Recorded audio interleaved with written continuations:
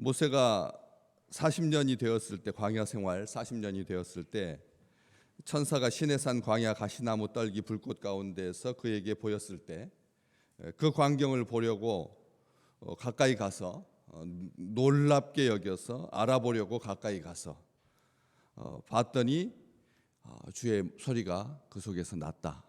이렇게 성경은 기록하고 있습니다. 그 광경을 보고 놀랍게 여겨 알아보려고 가까이 갔다. 이 계속 광경을 보고 놀랍게 여겨 알아보려고 가까이 갔다. 다 동사입니다. 신앙과 믿음이라고 하는 것은 생각, 어떤 의지 이런 것이 아닙니다. 믿음이라고 하는 것이 어떤 지식적인 측면, 자기 수련적인 차원 이런 것이 아니죠. 다 동사를 써서 계속 이 말을 하고 있는 것입니다. 이 가시나무 떨기 불꽃, 가시나무 떨기의 불꽃, 이 두 가지 요소가 병합되는 자연 현상은 광야에서 흔한 일입니다. 다른 관목, 큰 나무, 그런 나무에 번개가 쳐서 불이 붙는 경우는 흔치 않지만 이 관목은 스스로 너무 연약한 불쏘시개 역할을 해서 사람들이 그걸 가지고 불을 크게 키울 때도 사용하고 또 자연적인 상태에서도 불이 붙는 경우가 종종 있었습니다. 모세는 40년 동안 광야에 있으면서 이런 일들을 겪었습니다. 그런데 이번 이 불은 자기가 생각했던 일반적인 불이 아니었던 거죠. 우리가 그렇기 때문에 일상적인 자연적인 상황 속에서도 뭔가 이게 하나님께서 나에게 무슨 말씀을 하시려는가라고 생각하여서 더 주의 깊게 가까이 가서 살펴봐야 한다는 겁니다. 우리 그렇지 않으면 어느 것 하나 특이한 것 없습니다. 이 세상에 하나님은 보이지 않으시는 분인데 하나님께서 나에게 말씀하시려고 하고 나에게 자기의 의지를 보여주시려고 하고 구름 기둥과 불 기둥 그리고 나팔 소리를 통해서 분명히 알게 하십니다. 정확하게 알게 하십니다. 하나님의 말씀이 불꽃입니다. 하나님의 말씀이 그냥 어떤 서적이라든지 어떤 놀라운 타 종교의 어떤 경전이 아니라는 거죠. 오늘 왜 하나님께서 나의 이 인생 가운데서 이 말씀을 나에게 주셨나? 주의 깊게 경청하고 들어야지만 알 수가 있다라고 하는 것입니다. 그냥 우리가 일상적인 삶 가운데서 새벽부터 깨어있는 이것을 자기 복으로 생각하고 그리고 그냥 평범하게 지나가면 하나님은 그냥 일상적인 삶 가운데서 일상적인 자연현상으로 그냥 소리로 멈춰 있게 된다라고 하는 것이죠. 이건 분명하게 이 제목으로도 관상용으로도 유실수로도 사용하지 못하는 또 게다가 이 가시가 있어서 짐승들이 가다가 그게 줄기가 이 가시나무 이게 길게 땅으로 퍼져나가는 그런 관목이어 가지고 가시가 있어서 거기에 양들이 지나가다가 이 발 상처가 나게 되고 곪게 되고 찔리면 그래서 여러모로 불편한 이 가시나무 떨기라고 하는 게 그렇게 이렇게 아름다운 나무가 아니라고요. 성 카트린느 수도원에 일부러 이 수도사들이 이 말씀 때문에 모세를 만나 주셨던 놀라운 축복의 나무라고 생각해가지고 잘 키워서 그게 1m가 좀 넘게 해가지고 밑으로 이렇게 쭉 쳐져가지고 사람들이 거기서 그렇게 사진을 많이 찍고 그렇게 하지만 일반적인 이 메마른 황폐한 광야에서는 이 가시나무는 진짜로 가시나무일 뿐입니다. 그래서 이런 불타버려도 전혀 아깝지 않은 이상할 것 없는 보잘것없는 가치가 없기 때문에 눈여겨보지 않는 특이할 것 없는 평범한 그런 일인데 모세는 마음이 그렇지 않습니까? 무슨 일국의 제국을 경영할 수 있는 그런 마인드와 그런 훈련을 받은 사람인데 가시나무 떨기에 불이 붙는 게 무슨 대수겠습니까? 그렇지 않습니까? 자기 동족을 돌볼 생각을 가지고 생명의 자유의 그런 이상의 그런 꿈에 자기를 던질 수 있었던 그런 사람이라면 뭐 이런 정도 신경 쓸 필요가 뭐가 있겠습니까? 나무 가시떨기 덤불에 불 붙는 게 뭔 대수입니까? 뭘 보려고 하면 무슨 선한 일이 있겠습니까? 그런데 모세는 가까이 가는 것이죠. 하나님의 백성들이 아주 사소한 것, 보잘것없는 것, 볼품없는 것, 그 속에서도 하나님께서 말씀하시는 소리를 들으시기를 주의 이름으로 축복합니다. 이게 축복인 거죠. 그렇지 않습니까? 그냥 큰 확성기를 통해서 이렇게 나에게 직접 대놓고 말씀하시는 그런 하나님이 아니라 자그마한 것, 보잘것없는 것, 아무것도 아닌 것, 바로의 입을 통해서 말씀하시지 아니하고 아론의 막대기를 가지고 말씀하시지 아니하고 정말 그냥 신경 쓰지 않으면 흘러버리고 말 것 속에서 하나님은 분명하게 말씀을 하신다는 것이죠. 하나님의 음성. 이 불꽃은 그런 의미에서 심판을 상징하는 불꽃이지만 가시떨기같이 고통스러운 인생을 살고 있는 자기 백성들의 삶을 무조건 판단하거나 정죄하지 않으시고 그 고통을 들으시고 확실히 보시고, 어제도 말씀 보았지만 34절에 내 백성이 애굽에서 괴로움 받음을 내가 확실히 보고 그 탄식하는 소리를 듣고 그들을 구원하려고 내려왔노라 말씀하시는 하나님의 음성인 거죠. 영혼을 각성하게 하고 마음을 새롭게 하고 소명을 새롭게 하고 거듭나게 하고 죄를 태우고 심령을 새롭게 하는 하나님의 부르심, 하나님의 말씀인 것이죠. 출애굽기 이 기사, 그 가시떨기 불꽃 가운데 임하시는 그 장면, 딱 출애굽기 3장 5절 말씀에 그가 보려고 돌이켜 오는 것을 보신지라, 하나님이 모세가 보려고, 이 광경을 보려고 놀랍게 여겨서 그 광경을 보려고 무슨 일인가 하고 호기심을 가지고 돌이켜 오는 것을 보셨다, 이렇게 말씀하십니다. 돌이켜 오는 것을 하나님께서 보셨다. 이 돌이켜 온다라고 하는 말이 회개인 거죠. 돌이키다라고 하는 말, 돌이켜 온다라고 하는 말이 여기에서 이제 회개가 우리의 삶 가운데 돌이켜 보려고 돌이켜 오는 것, 하나님을 향해서 마음과 생각을 방향을 전환하는 것, 하나님을 향하여서 마음이 돌이켜지는 것, 회개하는 것, 이것을 하나님께서 보셨다라고 하는 것이죠. 그래서 말씀을 하시는 겁니다. 그 속에서 주의 음성이 들리는 것이죠. 주의 소리가 있습니다.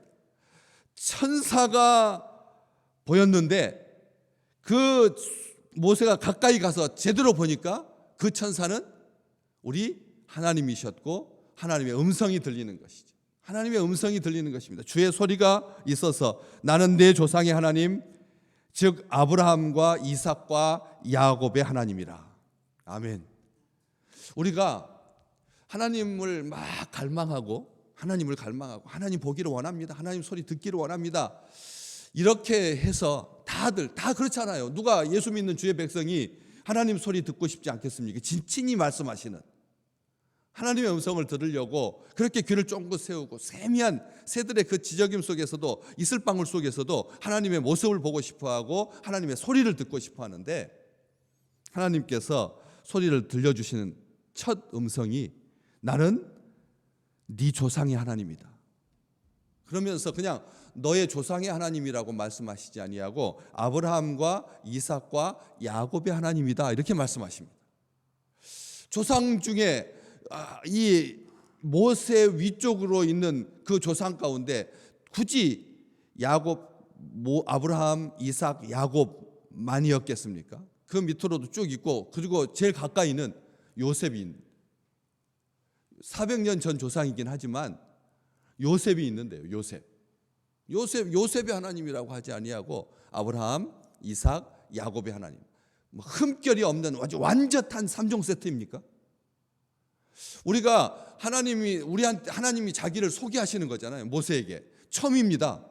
인생 80년 되었을 때 80살에 뵙는 천지의 주제이시고 만왕의 왕이신 존귀하신 아버지 하나님께서 모세에게 자기를 소개하실 때 나는 우주를 창조한 위대한 전능하신 최고의 큰 신, 네가 알고 있는 이집트의 잡신이 아니라 나는 너를 사랑하고 너를 기뻐하는 살아있는 하나님이다. 이렇게 말씀을 하시지 아니하고 이 조상의 하나님이라고 말씀하시고 그것도 아브라함, 이삭, 야곱의 하나님이라고 말씀하신다는 거죠. 일단 조상의 하나님이라고 딱 말씀하시니까 놀란 하나님 그 주의 소리, 주님의 소리를 들으면서 모세가 어떤 마음을 가졌겠습니까? 조상의 하나님, 우리 조상의 하나님이다. 우리 할아버지의 그런 내 아버지의 바로 가까이는 자기 아버지 그리고 할아버지 다 알고 있는 그런 조상의 하나님이라고 말하시면서도 구체적으로 꼭 집어서 아브라함과 이삭과 야곱의 하나님이라니까 우리는 여기서 생각해 봐야 됩니다. 딱 그런 소리를 딱 들었을 때 그게 무슨 의미인지 이 말씀을 그대로 요 장면 요 기사 그대로 기록하고 있죠. 이게 사도행전 누가가 기록한 것이고 스데반이 지금 말하고 있는 건데 누가복음 20장 37절에서 요 본문 가지고 거기도 아브라함, 이삭, 야곱의 하나님 하면서 설명이 나옵니다. 하나님은 죽은 자의 하나님이 아니라 산 자의 하나님이다.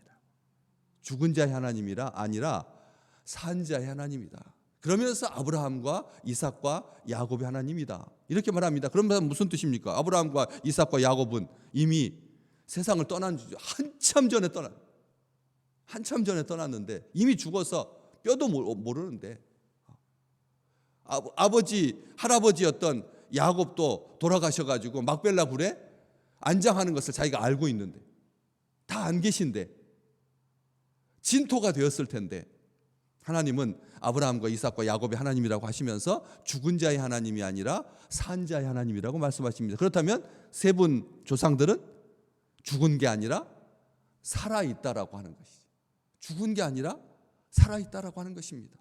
이것은 다시 말하면 눈에 보이는 세상에서의 삶은 그렇게 끝났지만 영원한 나라에서 하나님의 품에서 산 자로 하나님과 함께 계시다는 뜻이잖아요.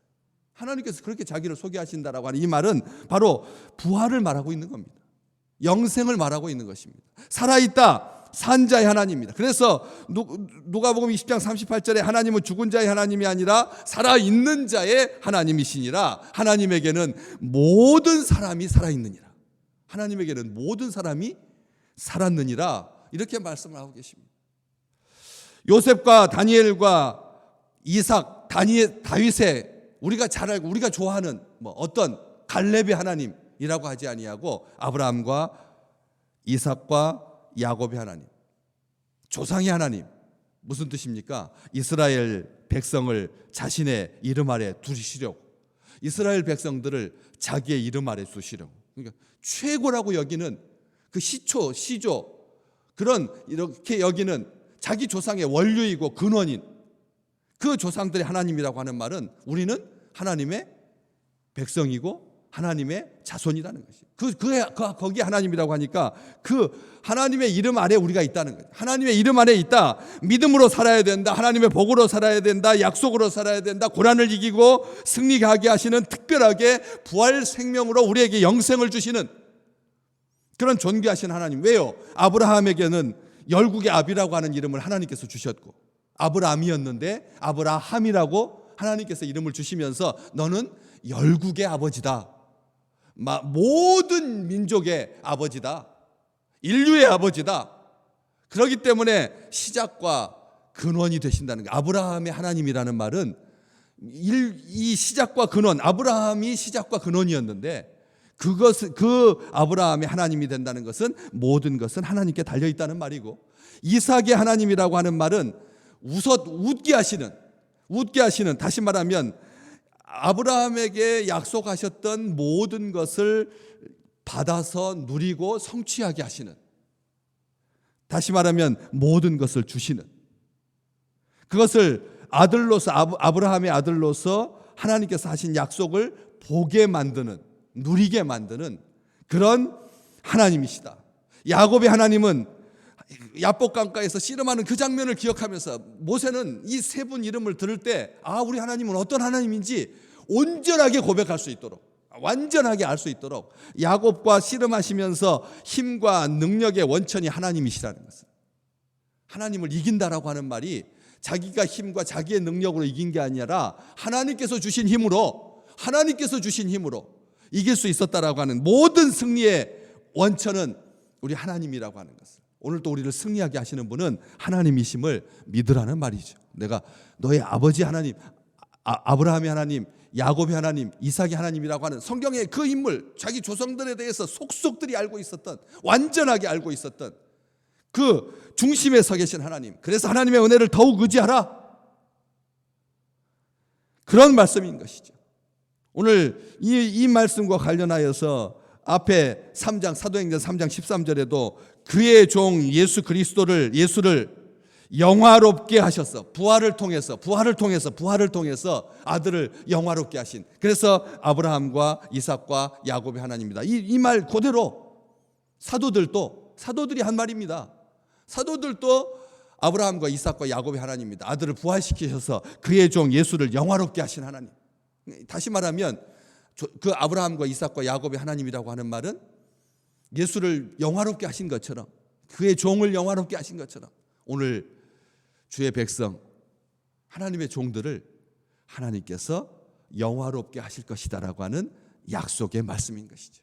오늘 또 우리는 생명의 주관자 되시는, 우주 만물을 다스리시는 크신 하나님 늘 고백하며 살지만 가까이, 그리고 우리 조상들에게, 믿음의 조상 아브라함에게 더 가까이 바로 나에게 나를 영화롭게 하시고 오늘도 살아계시고 오늘도 참 하나님으로 승리케 하시는, 내 하나님으로 고백하시는 귀한 날 되시기를 주의 이름으로 축복합니다.